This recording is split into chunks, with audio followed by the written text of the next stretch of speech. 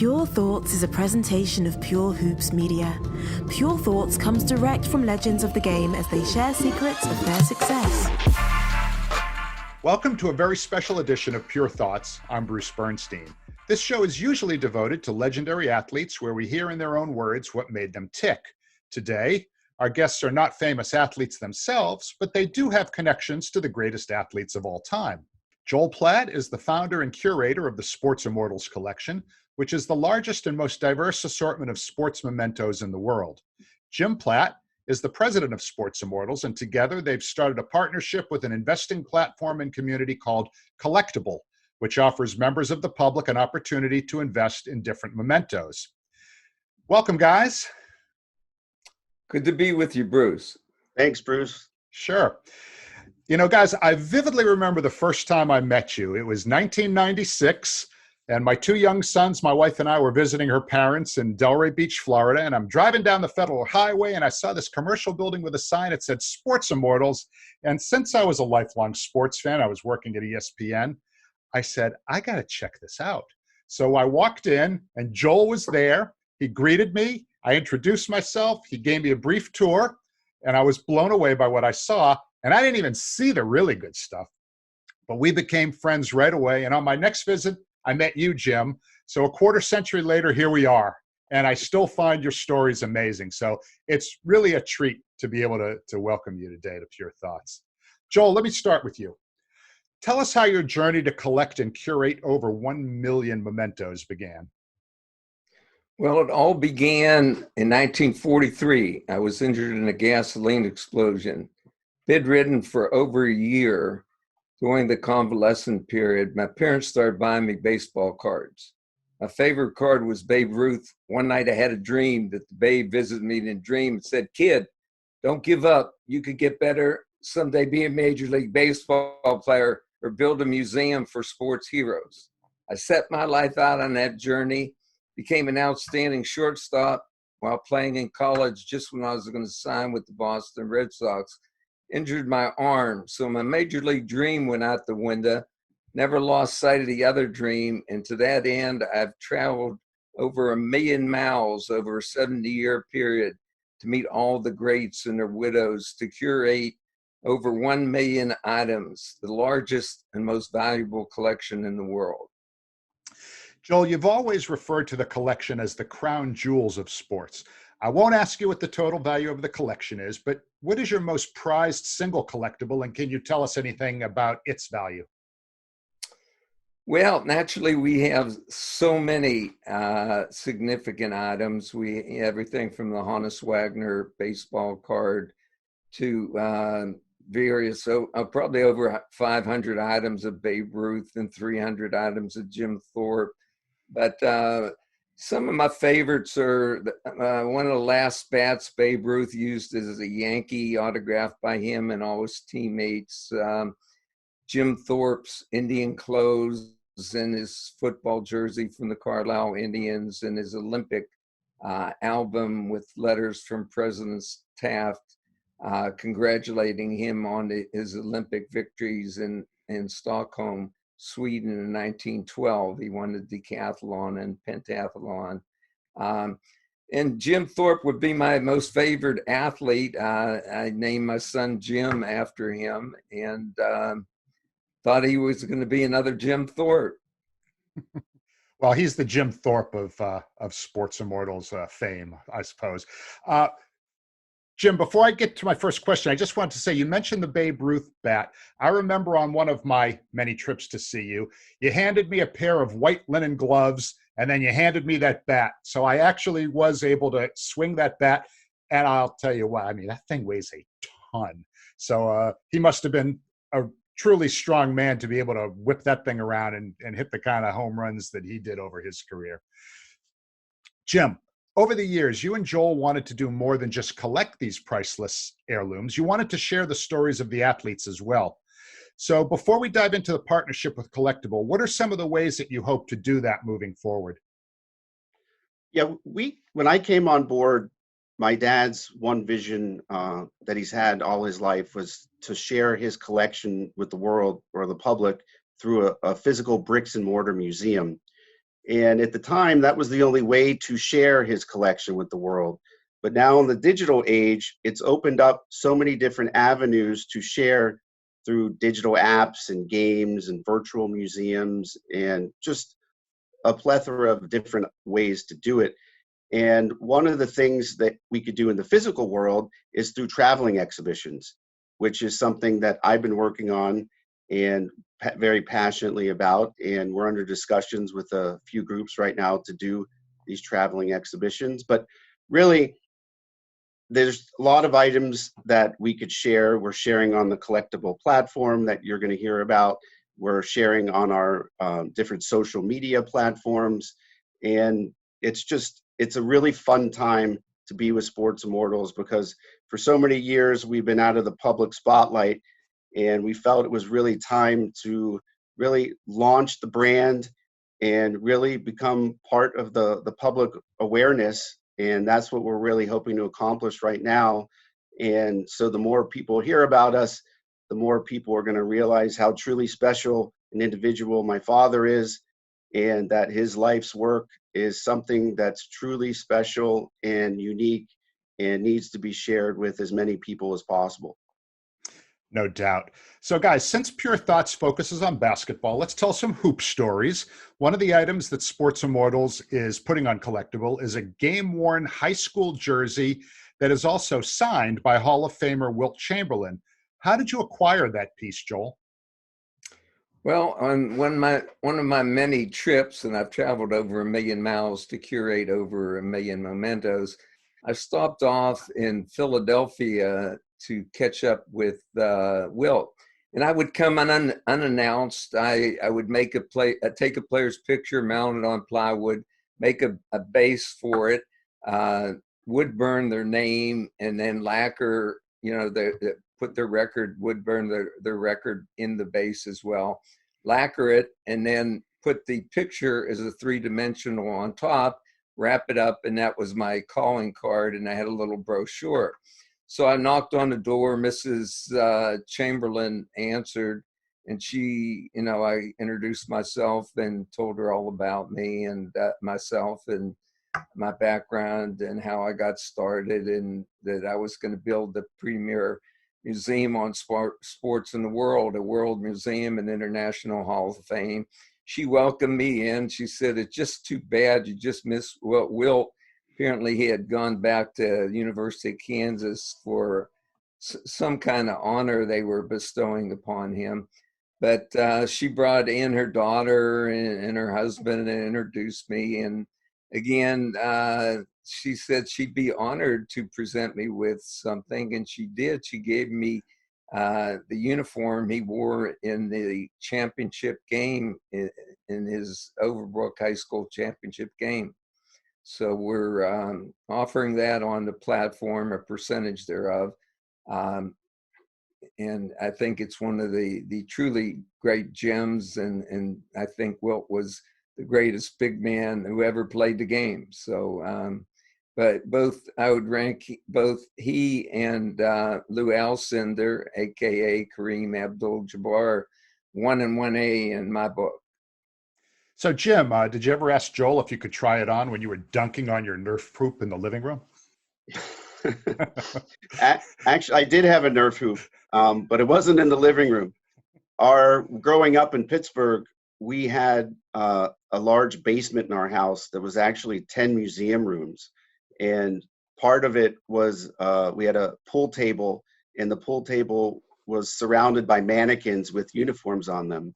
So although we didn't try them on per se, they actually, growing up as a little kid, they were more obstacles in our way of playing pool. So it wasn't until really I became a teenager that I realized these mannequins were not a nuisance, that they actually were pivotal to the future part of my life. So the only item that I actually think, someone asked me that the other day if I tried on everything, and the reality is, one time my dad let me wear something for Halloween, and it was a Johnny Unitas helmet. And that was pretty much the extent of trying on anything. Wasn't Johnny originally from the Pittsburgh area?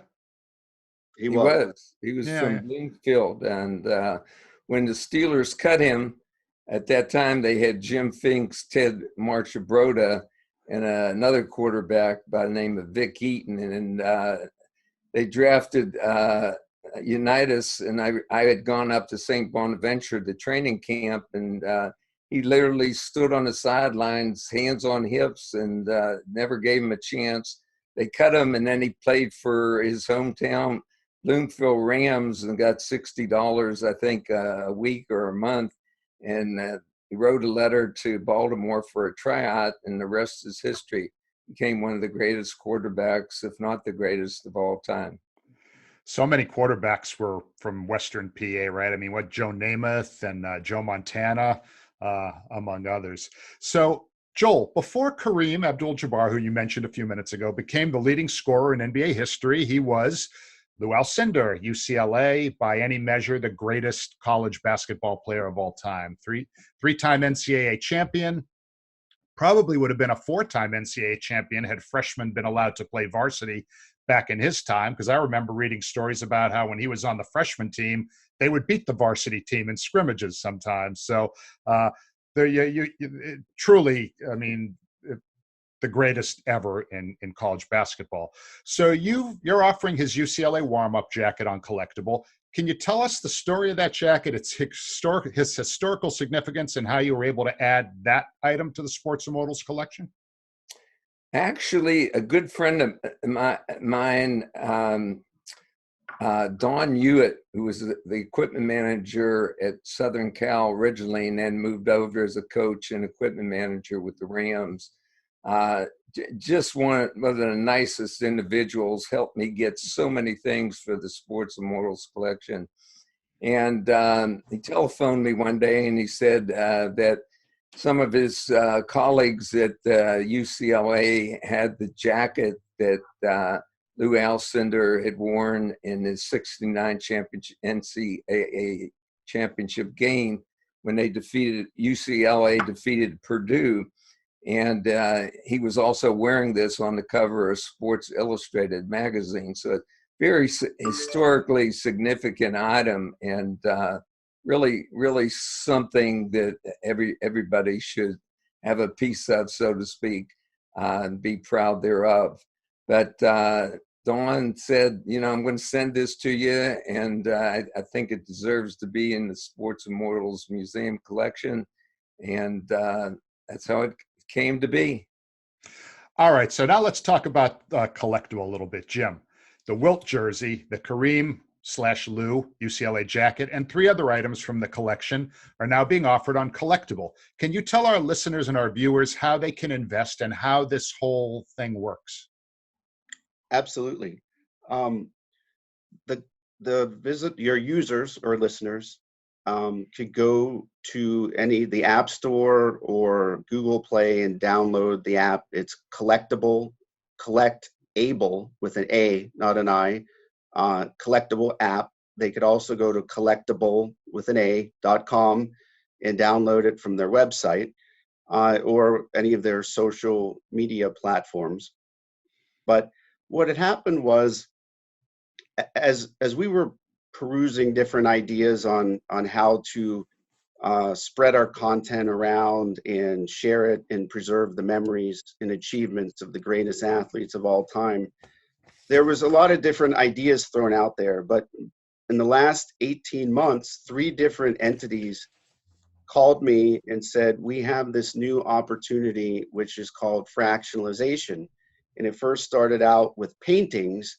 And the concept was very few people in the world could afford to buy a Monet or a Picasso, but that as an alternative asset class, the art world, only the wealthy of the wealthiest could benefit from the uptick in appreciation of that asset class. So if they allowed people to invest in a painting as if it were a stock by dividing it into shares, a lot of people from various income brackets could benefit from the appreciation that only a few were able to benefit from. And that was really the spark that opened up the concept of applying fractionalization to other asset classes, one of which is sports collectibles. So knowing that we have the largest and most valuable collection in the world, it was no coincidence that three of the new players were trying to acquire us as partners so that we would be able to enhance and basically be their supply side of the platform. So we spent a lot of time talking to different companies, but when I met with Collectible, what really stood out about them was a few things. Number one, they were the only ones specifically dedicated to sports, where the other ones got into a little bit more pop culture, literary things, and it became more of a smorgasbord versus something specifically about sports, which is what we're all about. Second, what I found was some of these other platforms were very sparse on the details of the assets they were listing, as opposed to Collectible. They stressed going deep into the storyline, the background of these athletes. So I knew if we put an item up of Jesse Owens, for example, it wouldn't just be, here's a Jesse Owens medal and Jesse Owens was fast. We wanted them to go deeper and say that Jesse Owens was such a special human being with special talents, and he wasn't just fast, but he was able to succeed in a very turbulent and tumultuous environment of the 1936 games. And there was a lot of other things that made him special. And that was important to us because one of the things all along was telling the stories of these athletes and what made them special. And it really seemed that Collectible was going to be another vehicle for us to do that. The second reason is they were very intrigued by our idea of doing exhibits. And we wanted somebody to allow us the ability to put items on the platform, but at the same time allow us to exhibit our collection as well as some of the items that are on the platform. So that it's a cool concept where if we do exhibits, whenever we have items that are available on the platform, we could have special events for the shareholders to come and meet Joel and see the items that they are partial owners of.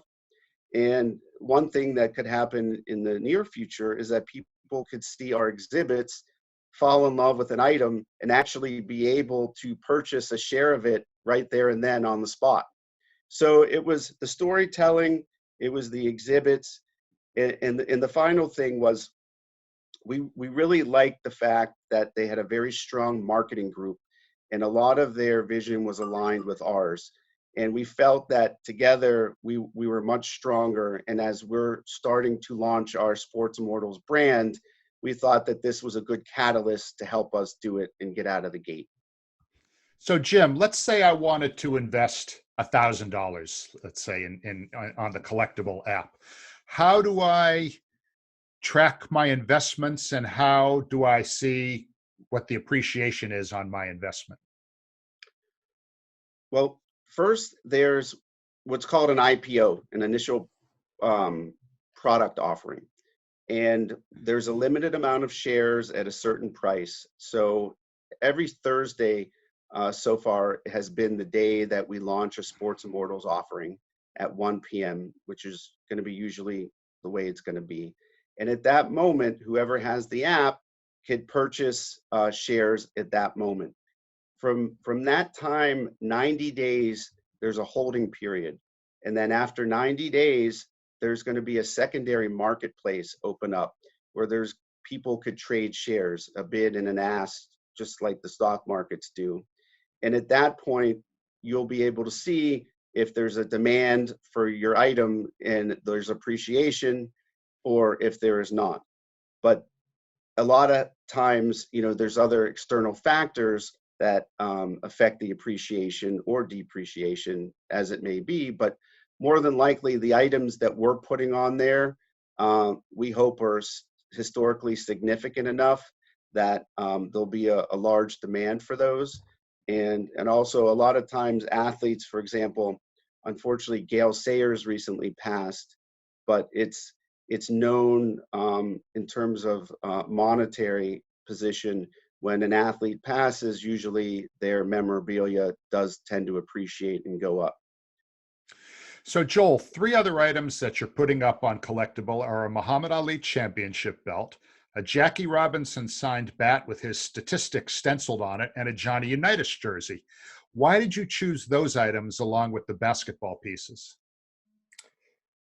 Well, that was a difficult decision, but Muhammad Ali in my travels, I thought was just the greatest human being that I had ever met. Every time I met him, it was a monumental experience. And if we have time, I'll go into a few of the stories.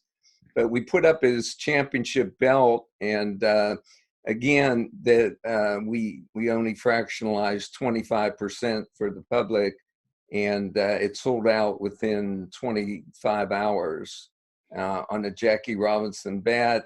For historical reasons, we all know the story of Jackie breaking the colored barrier and being the first Negro in major leagues. So it was really something that we felt the public should have an opportunity. And that's the shears on the bat sold out within 24 minutes.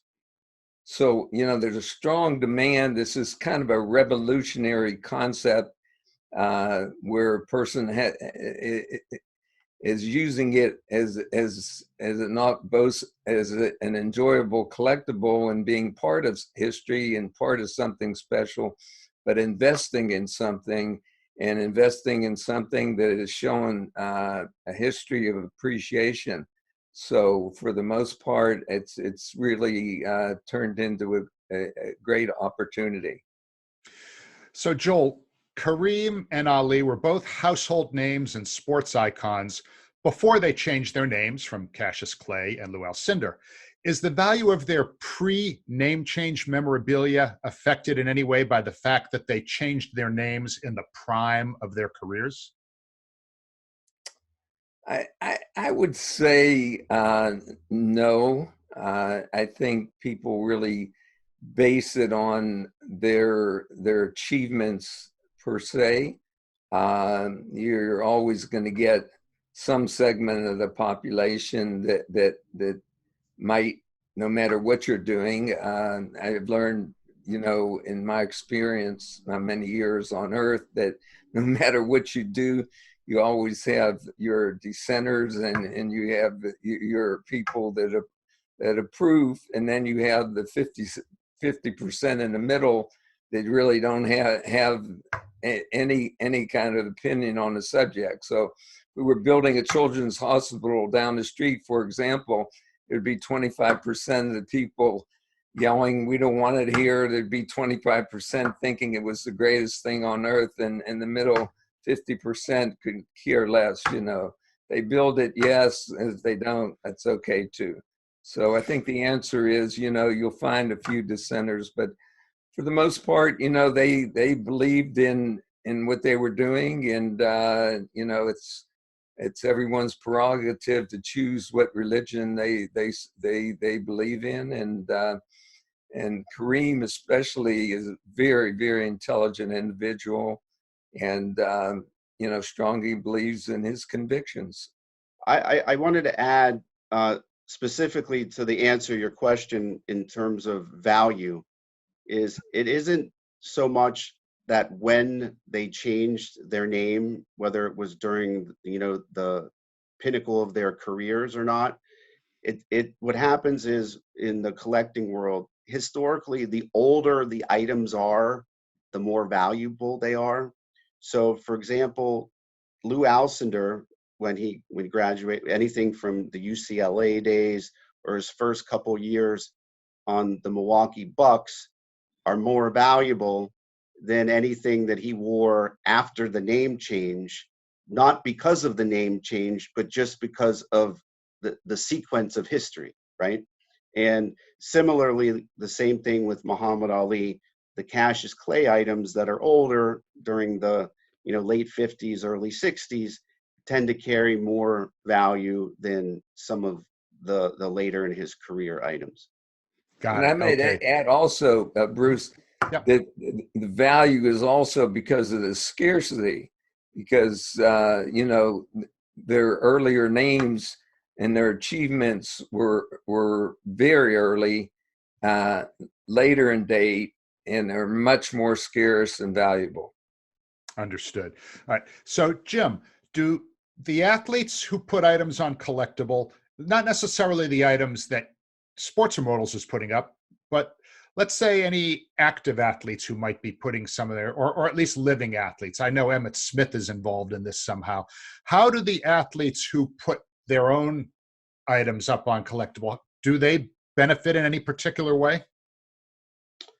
Yes, they're benefiting a couple ways, but as a consigner, if you will, and an example of Emmitt Smith, he was putting on one of his jerseys is going to be put on a special jersey from his career, as well as 2 trophies that he was awarded. It allows the athletes to not have to lose possession of the items. A lot of times athletes, whether they want to cash in or get liquidity for their families, right now the only way for them to do that is to sell 100% of the item through an auction house. What collectible allows these athletes to do is maintain their trophies on their mantle, but at the same time sell up to 49% of it and get liquidity that way, and never have to part with the item, and that they could stay in their family in perpetuity. So there's that, as well as collectible has different opportunities for them to participate with their user base, whether it's through meet and greets, and unfortunately during COVID that's not possible, but there's through Zoom meetings with their fans. There's different ways that they can communicate between communication between the athlete and their fans. So it bridges the gap between those two. I might also add, Bruce, a perception, which is always important in life. An athlete, doesn't want to put his items necessarily, unless he's really desperate, at auction, because it denotes that he has been unsuccessful business-wise and needs money. This is a way we like to think of sharing with the public, for the athlete to share his items, at the same time monetize the item. And as Jim astutely pointed out, they get to keep the item as well. So, as long as you keep a minority interest, which Sports Immortals does as well, so we don't give up the item, we maintain it, and we have it for our planned projects, which include our World Museum and International Hall of Fame, the Sports Immortals Experience, which is the hybrid of our big attraction, as well as our whole branded endeavors, traveling exhibitions and product merchandise development, etc. Bruce, I'm sorry, just want to add something. Sure, go ahead. What differentiates some of the items that other consigners are putting on other platforms or even collectible is that whenever we put a Sports Immortals item on the platform, the upside for the shareholders obviously is the potential for appreciation, but also if Sports Immortals were to utilize that particular asset in one of our planned projects, like a traveling exhibition, if we were to get any license fees for use of that. So if we share or sell 49% of an item and we end up getting a licensing fee of $100 for that item, $49 of that 100 will go out to the other shareholders as a dividend. So there's a potential for them through the Sports Immortals items to benefit that way as well. Excellent. Okay. We got to tell a couple of quick stories here from Joel as we start to round third base and head for home to mix sports metaphors here. Joel, the greatest player in the early years of the NBA was 5-time champion George Mikan of the Lakers, who started out in Minneapolis before moving to Los Angeles in 1960. You have his game-worn uniform, but I think the story of how you got it is tremendous. Can you share that story? Sure. I was wondering for a couple weeks at the Harbor Island Spa in Florida, and I'm sitting around the pool, and I'm a 24/7 guy, so I'm always thinking. I'm saying to myself, boy, I really need something from Satchel Paige and George Mikan. So I leave the pool, I go up to my room, I call George Mikan in Minneapolis. He was an attorney as well. And I get him on the phone, and I said, George, listen, name's Joel Platt, tell him my story. And I said, I want to make a date and fly down and meet with you. So he gives me a date three weeks hence. And I scheduled my plane ticket. So I fly into Minneapolis, meet with George, spend a delightful day, and taped him and interviewed him and told him my story. And I said to him, George, growing up, who inspired you the most? And he said, well, Babe Ruth was his favorite athlete, and he had a chance to go to sit next to Babe Ruth, on the bench in one of the games. They never would forget that. And he said the greatest inspiration was his coach at DePaul. He said, when I got to DePaul, I would trip over the lines. I was so awkward. And Ray Myers, the coach, had really made him a great player that he was. So I said, George, like to get a memento of yours for the collection. So he goes into his utility room, brings out this garbage bag, and he said, Joel, here, take whatever you want. So I look in the garbage bag, and looks like I might have saved it from the refuge dump, but he had 4 uniforms, and he told me, take whatever you want. I wound up taking 3 uniforms, and I said, George, you should at least keep one for yourself. Jim, I got one final question for you, but before we do that, I gotta ask Joel. We're a basketball-oriented show. I can't let you go without asking you about your friendship with the late Maurice Lucas. Luke was one of the most feared competitors in NBA history, but those who knew him loved him very, very much. Tell us about your relationship with Big Luke. I got to go know Big Luke. I had a big basketball court in my backyard. Used to bring up the best players to keep me in shape. And we became great friends in 12th grade. I loaned him my car to go to his senior prom. And he was like a son to me. And for love of me, I can't understand why he's not in the Hall of Fame. He was the premier power forward. I think he revolutionized the power forward position, but so articulate of a person. And his mother was a librarian, and his aunt was a teacher, and a very educated young man, and just a great individual, a great player. Got his start, at Marquette, left early, went to the ABA, and was an all-star, one of the all-time greats in the ABA. And Bill Walton and Bill Bradley both put an album together, called him the greatest Blazer of all time. And I just scratch my head that he's not in the NBA Hall of Fame. I remember going to the Greater Hartford Open golf tournament, probably a little over 20 years ago, and Luke was there playing in the Pro-Am.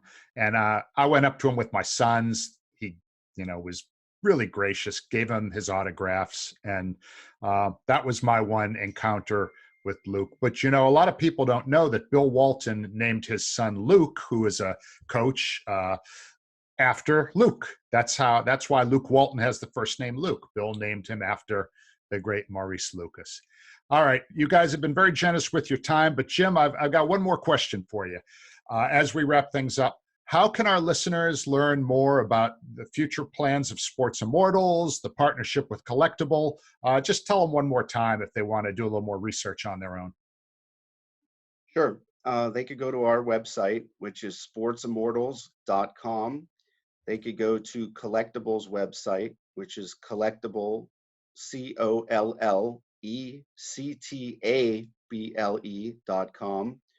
And they have a big social media platform, as well as Sports Immortals is available on Instagram, Twitter, and Facebook as well. I also might add, Bruce, we have our book, Sports Immortals, Stories of Inspiration and Achievement, which chronicles my million-mile journey to meet all the greats with pictures of all the historical items that have been bestowed upon me. It was written by my son, Jim. I'm very proud of him and the great work. I think it's one of the greatest books of all time. We've sold over 150,000 copies. I am a very, very proud owner of that book. I believe it is autographed by both of you, which I greatly appreciate. It's one of my treasured books in my bookshelf behind me, which you can't see. Guys, thanks to both of you for sharing your pure thoughts about the amazing Sports Immortals collection and your partnership with Collectible. Thank you very much. Thank you, Bruce. Been a pleasure being with you. Thanks to our guests, Joel and Jim Platt of Sports Immortals, for joining us on Pure Thoughts. We look forward to seeing how their mission to help fans own a piece of the crown jewels of sports continues into the future. Until next time, I'm Bruce Bernstein. Pure Thoughts is a presentation of Pure Hoops Media.